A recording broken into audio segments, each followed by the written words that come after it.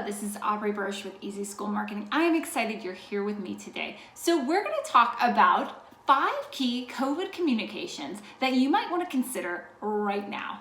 All right, now let me set the stage for you. COVID is not going anywhere. Right now, schools are dealing with spikes in COVID and all sorts of variants and what to do about it, and they're receiving guidance from multiple places. Some schools are short-staffed. They just don't have enough staff to run the school because people are out on quarantine or people are waiting for test results to come back. So it's there's a lot going on right now.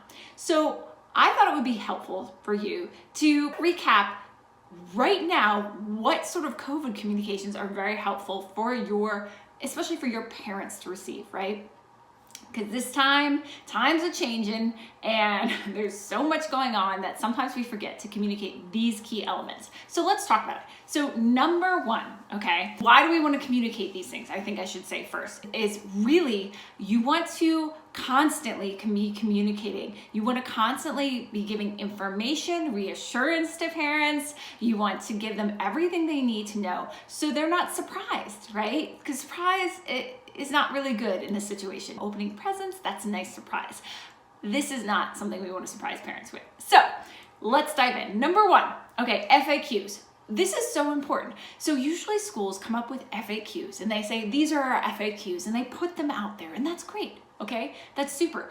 But I would say now it's finding all the questions that are coming into your email inbox and making sure that you're incorporating those into your FAQs, and then including your FAQs in your weekly newsletter, a link to them. Like in your weekly newsletter, you might feature a couple of them, so on and so forth. But with the situation with COVID constantly changing, those FAQs are so important. Like they should be on your like the person who's on your front desk should have a copy of the FAQs right in front of them so they can answer questions. And these FAQs need to be constantly updated with the questions parents are asking and the changing situation. It's always changing, isn't it? So FAQs, so important, and really to make sure that they're there for your parents and always updated. Number 2, so this is really important. So with everything that's going on with COVID and everything like that, sometimes we forget that parents need reassurance during this time.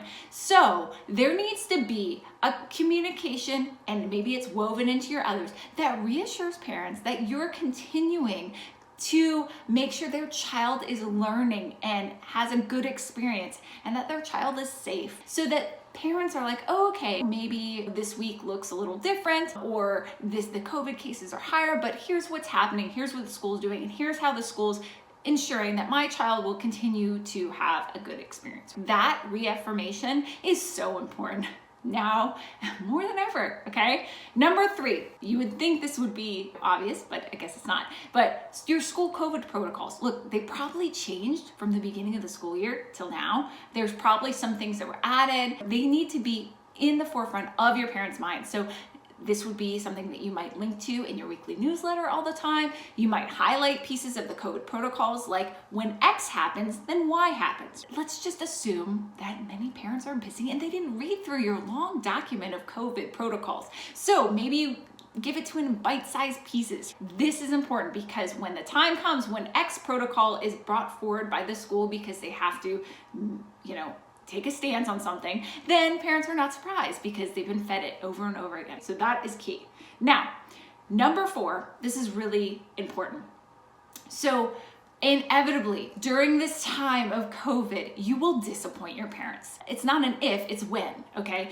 You will disappoint them. Either you'll have to go virtual because the COVID cases are too high and there's no way you can do it. You may have to change your mask policy. You may be so short-staffed that you can't even open school a day. Like, these are all potential things that could happen. It's really important to say, okay, what are the things that could happen? Like, for instance, we just worked on a communication with the school about asking parents, we might be a little delayed in our responses via email and phone because right now we're really short-staffed. This is a nationwide problem. It's something that a lot of schools are dealing with, and we really want to answer your questions, but we're just asking for a little bit of patience during this time frame. It's amazing when you ask parents for patience and help and you explain why, parents are more receptive and they're more understanding of the situation, okay? So this number 4 is really to apologize and prepare parents for the situation to come.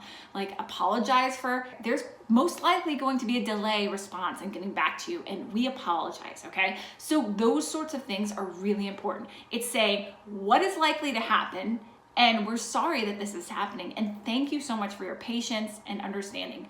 And you'd be surprised how well parents respond to that. It could be, there's a couple schools that just are so short-staffed that really they're like, learning is probably not gonna be happening much, but your kids are going to be having so much fun because we're taking them outside a lot and they're going on hikes and we're playing lots of games and stuff like that.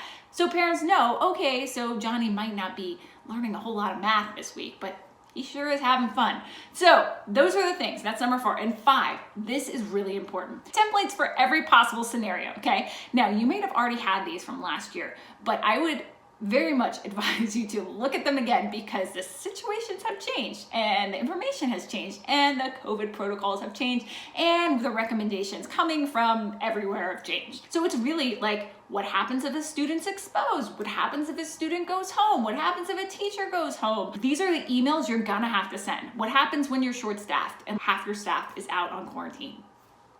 What sort of email goes out then? Like, there are a ton of emails that are really going out. What happens if you have to transition to virtual learning? Do you have a email template for that?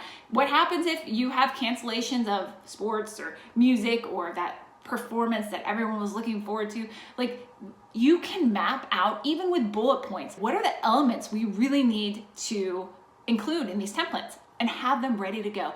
That will save you so much time and energy because usually administrations during this time of COVID are swamped. Y'all are overwhelmed. Like, trying to generate really good content and communications at this point, at the last minute, is difficult. So definitely think about the templates you need to make sure that you're setting yourself up for success. So I'm thinking of you all. I know this is a rough time. I'm thinking of you all. I hope that these 5 key COVID communications have helped you. Take care. Bye.